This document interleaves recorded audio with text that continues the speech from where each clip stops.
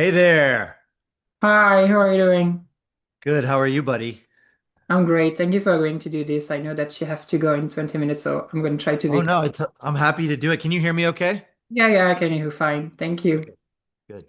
So yeah, thank you for agreeing to do this. I'm so excited Of course. to chat a little Will bit you with you. is it Jean? How do you pronounce your name?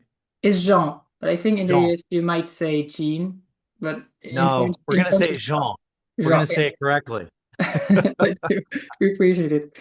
So yeah, first of all, how does it feel to be Austin Nichols and have a movie like Gaslit by My Husband hit number one on Netflix? Like number one is huge. It feels really, really great. That was a total surprise. We actually didn't know it had gone to Netflix. And then Jana Kramer texted me a picture of her television, and Yeah. I think at the time it was number three or four. And then the next day it was number one. And yeah, it was really, really fun. It was sort of felt like having dessert. You just Yeah, kind of yeah, go, yeah. a year later or however, maybe 2 years, I don't even know how long, you kind of go, oh, it's out there again. And it felt great. It felt really great. Yeah, that's amazing. And does that feeling of a project finding its audience and connecting in such a big way ever get old to you because you've had so many successes in your career already?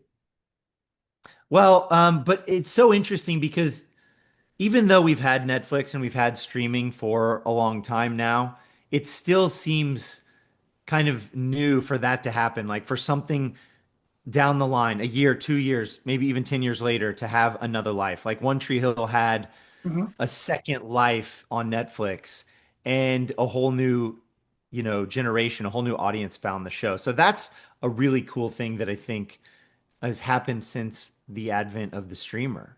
Because we used to have to just watch reruns on TV and just whatever was on, that's all we had. And now you can kind of search and watch a show that maybe was from a few years ago Yeah, right. or many years ago. And that's pretty cool. Do you think it's going to be released in Europe soon? Because I mean, I haven't found it yet on Netflix. I don't know how well that Gaslit by my works. husband, Gaslit. Yeah, I would imagine yes. I don't have like the real answer, but based on the success of what just happened on Netflix, I would imagine they will be trying to put it and release yeah. it every.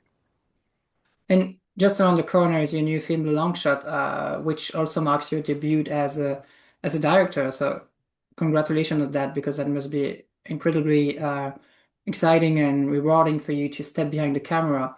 For those who may not know, could you tell us a little bit about the film and yeah, what is it about? Yes, absolutely. The Long Shot is about a rundown public golf course in Texas and the misfit group of people who work there who will do anything to protect their home from being Mhm. sold and developed. So, um, that's the quick version. To go a little deeper, there's a rundown, beat up course with dirt fairways in the middle of Texas that is kind of been forgotten. And a bunch of funny people work there. And they're just living their life. And a consultant shows up and she works for the city and she is going to assess the viability of the Mhm. course because it is no longer making money.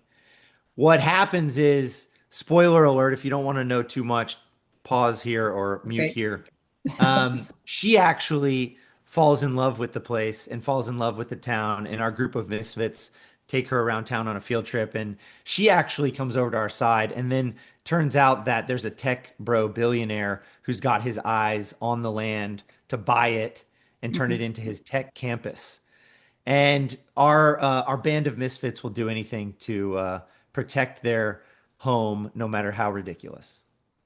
In a past interview that I've read, you've described the long shot as a love letter to your teen, where you grew up. What specific experiences or moments from your life in Austin helped you shape this story? Well, the big one is water and swimming holes. I grew up, I've always been in the water, obsessed with lakes, rivers, streams, oceans, you name it.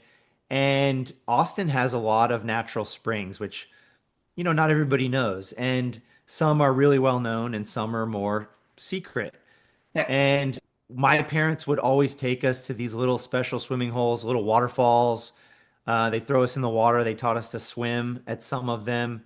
And I've just always been around the water. And, Texas is so hot. I think it's kind of how you survive the summer here. And so we wanted to make sure that that was in the movie. The other thing is, Austin is a great town for food and live music and entertainment and bars and all that. So we tried to pepper in the flavor of Austin nightlife and food and queso and music. Are you still living in Austin or I'm not sure. Yeah. What's that? Are you still living in Texas or are you in Yes. LA? Okay. Yes, I'm in Texas now. I came here during COVID and I started directing a TV show here, which Okay. led to The Long Shot and me being able to bring a really amazing crew onto my movie because they'd been working on this TV show for 4 years. So moving back to Texas has been really, really great for me as a director. And I didn't foresee that. I didn't see that coming. Um, you've also talked about how much the city has changed, but in some positive ways too. Like you've said, the incredible food scene and the growth of comedy. How did you balance in how did you balance nostalgia for what Austin was with appreciation for what it's becoming like in the film? That's a great question. One thing that when you come to Austin, you'll learn real quickly is that a lot of people will tell you how great it used to be. And we can complain a lot and we can get real annoying real quick. And we didn't want to make a movie about that. We didn't want to make a movie about people that are annoying, complaining about the past. We wanted to celebrate the past and figure out how to move into the future in the best way. And that was definitely on our minds. Honestly, to be perfectly honest, I believe that it was really all in the script. It was there. And my writer, Drew McIntosh, did a great job of blending, what's cool about the old days and what should we hang on to, and then what is fantastic about now in the future. And I'll tell you one thing. Austin has become, and Lockhart nearby is the barbecue capital of the world. And Austin, Texas has some of the most incredible barbecue in the world. And now we have one or two, maybe two Michelin star barbecue restaurants, which I didn't even think was possible for a barbecue joint to get a Michelin star. Yeah. So we really think barbecue is an art form here.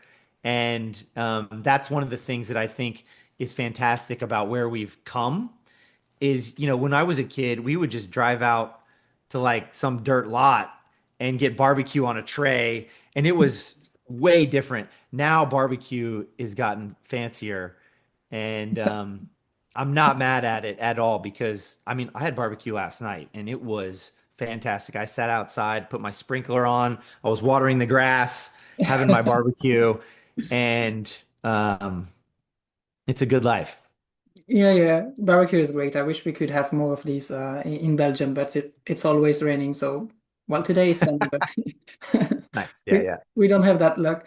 So what do you hope audiences, especially people watching their own hometowns, evolve and change, take away from your movie?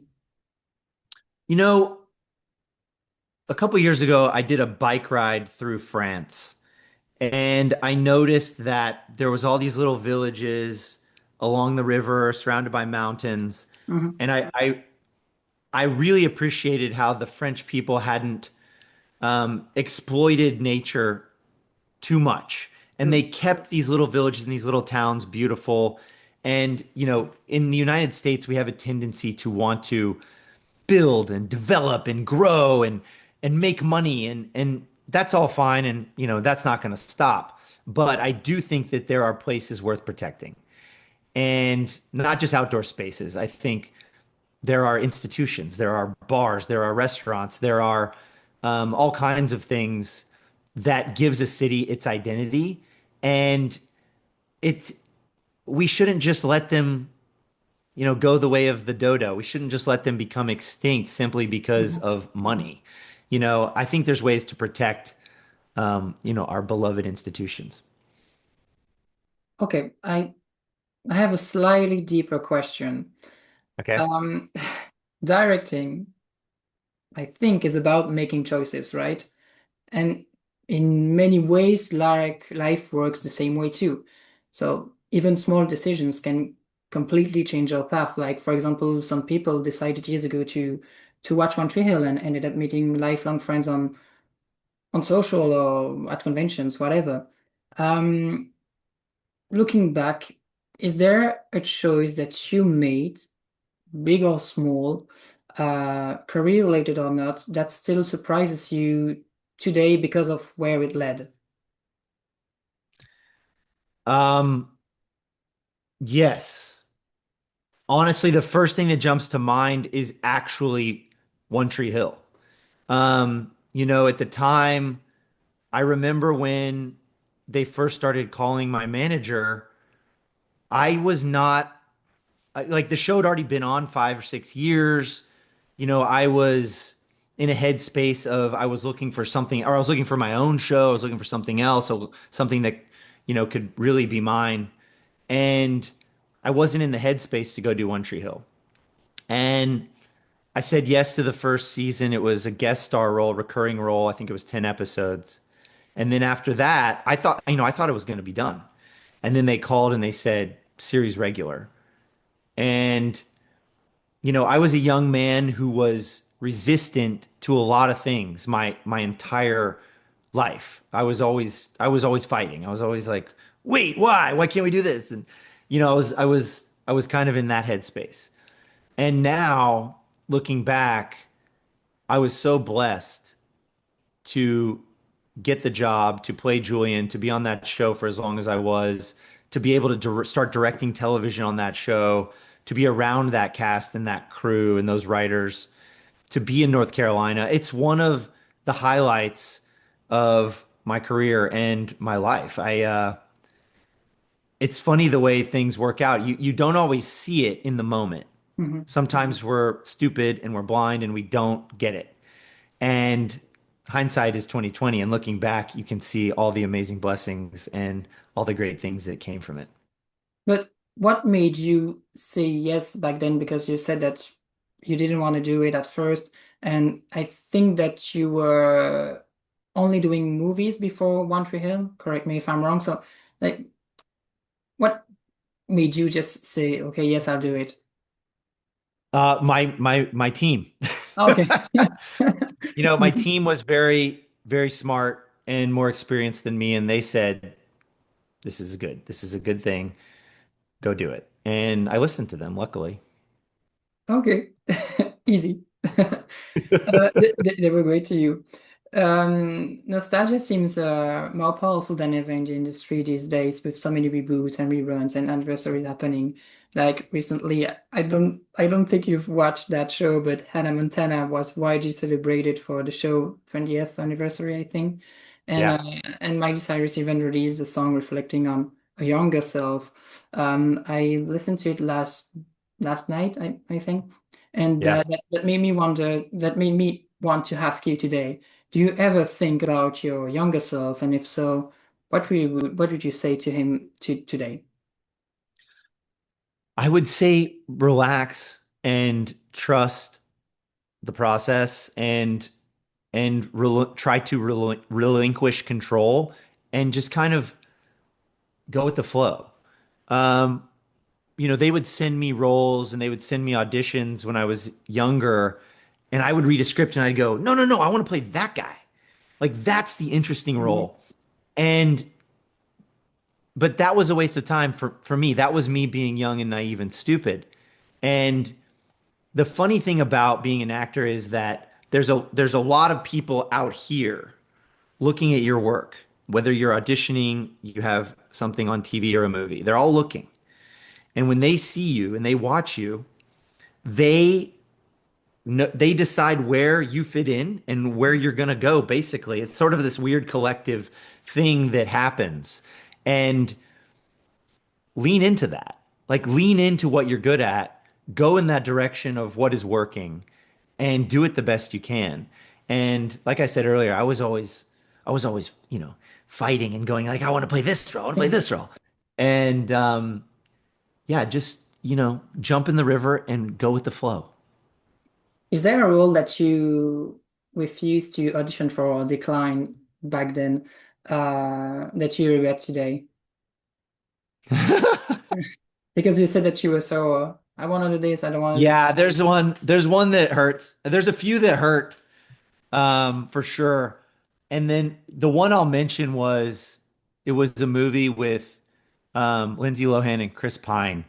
that. And I said no, and Chris said yes. And Chris, right after that, it was the start of his ascent. And I'm Mhm. not saying it was the movie. He's a movie star and he's amazing. So he was going that way anyway. But that was one of those ones I look back on and go, oh damn, Chris took that movie and I didn't.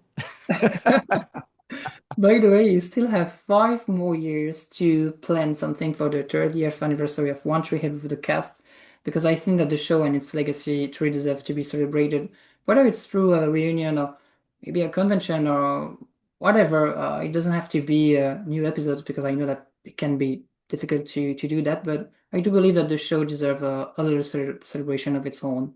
So How yeah, many years is it? I think it will be 30 years in No 5 years. way. No way. It definitely deserves something. Yeah. Um, obviously, it'd be fun to do more of the show and do a series and do a bunch. But why not make a movie? I mean, if Why? it's a, an anniversary or something, why not make a one-off movie? That would be really fun and probably easier to do. Yeah, than a whole series. Mm. Yeah, that'd be awesome. So in your life, you did a lot of interviews, and I thank you for doing this with me today, once again. But if you could sit down with yourself and interview yourself, what question would you ask, and what would be the answer? Like something that you would really want to share with people, with your fans, and all. Oh my God. Drop the mic. Oh, it's a hard question. Yeah, It's well not done. about, it's not really about career. It's about life. And what I would ask is, what's the secret to a joyful life? And my answer is when you take out the trash, sing and dance your way to the street. Like when you find joy in the mundane things, in the little stupid things, when you are, just sitting outside, I don't know, getting your mail and you're opening an envelope, you know, like be in that moment, opening that envelope. Open that envelope the best that you can open it and take out the paper inside of it and smell it and like drink it in. I mean, the stupidest things in life that seem meaningless, find joy in those moments. Wow, that's a very good answer. I've asked this question to a lot of guests, and I think that's the best answer that I got. So thank you for sharing Oh, this. thank you. Thank you. And thank you for your time, and yeah, that was a great chat. Jean, thank you for having me. It's a pleasure to be on your show, and I hope we can do it again.